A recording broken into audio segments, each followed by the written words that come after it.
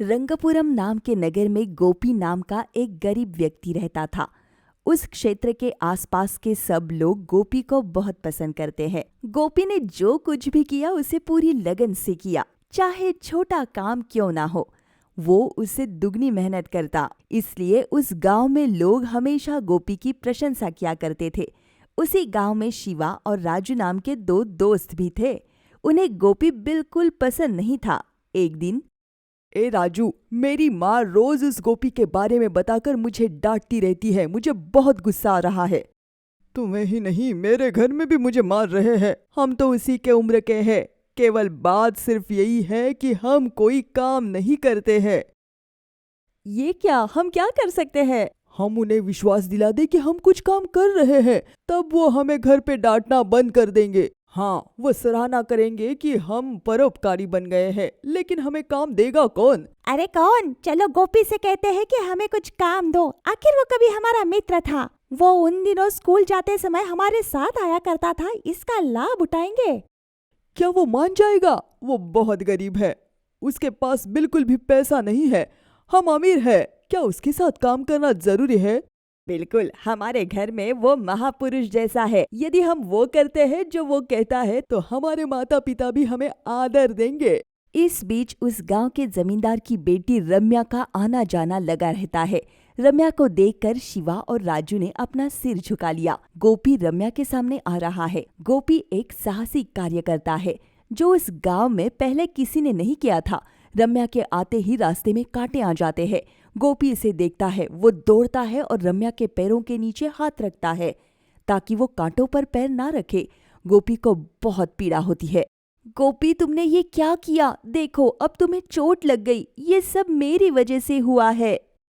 चिंता मत करो, ये मेरे लिए सामान्य है। तुम अपना काम जारी रखो। शाम को मैं तुम्हारे घर पे इसके लिए दवाई भिजवा दूंगी, तुम इसे लगा लेना, तुम्हें कुछ आराम मिलेगा। इसकी कोई जरूरत नहीं है, मेरे पास मरहम है, ये मुझे एक दिन में ठीक कर देगी। जब गोपी और रम्या इस तरह से बात कर रहे थे, शिवा और राजू चौड़ी आंखों से देखकर हैरान है। अभी तक किसी लड़के ने जमींदार की बेटी रम्या से बात नहीं की थी, लेकिन गोपी उसे बात करने वाला पहला आदमी है। रम्या गोपी के बारे में जानती है। गोपी को बीच बीच में जमींदार के घर किसी काम के लिए बुलाया जाता था। जैसे रम्या ने गोपी को कई बार देखा, वो उससे बहुत कोमलता से बात करती थी। उन दोनों को जाते देख शिवा कहता है, अरे वो देखो गोपी है, चलो जल्दी से जाकर उसके पास काम मांगते हैं, नहीं तो वो चला जाएगा। हाँ हाँ चलो। शिवा और राजू गोपी के पास दौड़ते हैं। गोपी उन्हें पहचान लेता है। अरे शिवा और राजू, तुम यहाँ क्या कर रहे हो? घर में सब ठीक है ना? मुझे नहीं पता कि कहाँ से शुरू करूँ। कोई भी देखो हमें तेरा नाम लेकर गालियाँ देता रहता है। वो सुबह से शाम तक शुरू करते हैं, हमें खाने नहीं देते। गोपी को देखकर सीखो, उसे देखो, वो मूर्ख होने का नाटक नहीं करता और कुछ काम करके अपना जीवन व्यतीत करता है। लेकिन तुम लोग बेकार हो रहे हो, ऐसे हमें डांटते रहते हैं। चिंता मत करो, मैं गरीब हूँ, मुझे जीने के लिए पैसे चाहिए, लेकिन तुम अमीर हो, तुम्हें कोई काम करने की जरूरत नहीं है। ये बात नहीं है, हमें भी अपने साथ ले चलो। कुछ दिनों के लिए हम तुम्हारे पास आएंगे और काम करेंगे, फिर हमारी भी घर में थोड़ी बहुत इज्जत होगी। मैं तुम्हें ज्यादा देर तक काम पर नहीं रख सकता, लेकिन 1 महीने काम करो, उसके बाद तुम लोगों की परेशानी कम हो जाएगी, तुम बहुत खुश रह सकते हो। ये ठीक है क्या? हाँ हाँ गोपी, तुमने बहुत अच्छी खबर सुनाई। आज हमारे लिए बहुत बड़ा त्योहार है। अरे हम इस बात को तुरंत घर जाकर बताते हैं। अगर मेरी माँ को ये पता होता तो वो मेरी पसंदीदा खाने की चीजें बनाती और मैं उसका आनंद लेता। ऐसा बेवकूफों जैसा व्यवहार मत करो, चलो चलते हैं। ऐसा कहकर शिवा और राजू वहां से चले जाते हैं। गोपी बगल से जड़ी बूटी के पत्ते लेकर अपने हाथ में बांध लेता है। अगले दिन जमींदार के घर से गोपी को फोन आता है। जैसे ही गोपी जाता है, रास्ते में शिवा और राजू भी उसके साथ आ जाते हैं। देखो, वहाँ के जमींदार जो कुछ कहते हैं तुम उसे ध्यान से सुनो, हंसो मत और मजाक मत करो। हम एक शब्द नहीं कहेंगे, हम तुम्हारी पूरी बात सुनेंगे। इतना कहना काफी नहीं है, हमें अपना मुंह बंद करना चाहिए, जैसा गोपी ने कहा है। देखो, इन अपमानजनक शब्दों से अपना अनावश्यक व्यवहार मत दिखाओ। जैसा कि वो हमें घर पर बुलाते हैं, वो बहुत बड़ा काम हो सकता है। गोपी अपने दोस्तों को लेकर जमींदार के घर जाता है। जमींदार गोपी को देखकर मुस्कुराता है और कहता है, गोपी, मेरे पास तुम्हारे लिए एक काम है।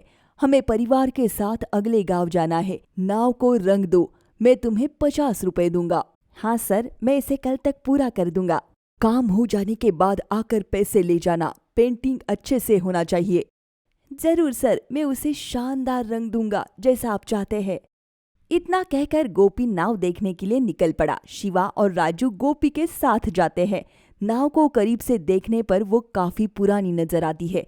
शिवा और राजू नाव के एक तरफ एक छोटा सा छेद देखते हैं। अरे राजू, देखो, यहाँ एक छेद है। हाँ, अगर जमींदार इस नाव में से गया तो वो मर जाएगा, तो गोपी जेल में होगा। हम खुशी से रह सकते हैं। हमारे माता पिता भी हमें कुछ नहीं कहेंगे, लेकिन हमें सावधान रहना चाहिए कि गोपी को इस छेद के बारे में पता ना चले।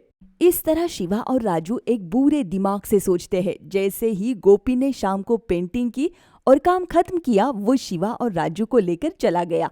अगली सुबह जमींदार अपनी बेटी रम्या के साथ नाव पर जाता है। वो नाव पर चढ़ ही रहे होते हैं तो गोपी दौड़ते हुए आता है। गोपी, इतनी जल्दी में क्यों हो? मानो जैसे भूकंप आ रहा हो। सर, मैंने पूरी नाव पेंट कर दी, लेकिन कुछ हिस्सा मैंने अपने दोस्तों को दिया था। मैंने कल ये नहीं देखा कि उन्होंने ठीक से पेंट किया है या नहीं। मैं इसे देख लेता हूँ। अच्छा, जल्दी देखो, हमें देर हो रही है। जमींदार के ऐसे कहते ही गोपी ने उस जगह को देखा जहां शिवा और राजू ने चित्रित किया था। गोपी ने देखा कि नाव में तो एक छेद है। गोपी ने ये बात जमींदार को बताई। जमींदार को मामला बताने पर जमींदार और उसकी बेटी रम्या भ्रमित हो जाते हैं। जब गोपी उन्हें उस छेद के बारे में बताता है तो वो राहत की सांस लेकर घर पहुंच जाते हैं। गोपी, आज तुमने मेरी और मेरी बेटी की जान बचाई। मैं तुमको जितना भी पैसा दूं वो कम है। ये लो 500 रुपए। तुम्हारे दोस्तों ने तुम्हें छेद के बारे में न बता के गलती की है। वे तुम्हारा बुरा चाहते हैं। मैं उन्हें जेल में डाल दूंगा। सर, मुझे खुशी है कि मेरी मेहनत का फल मिल गया।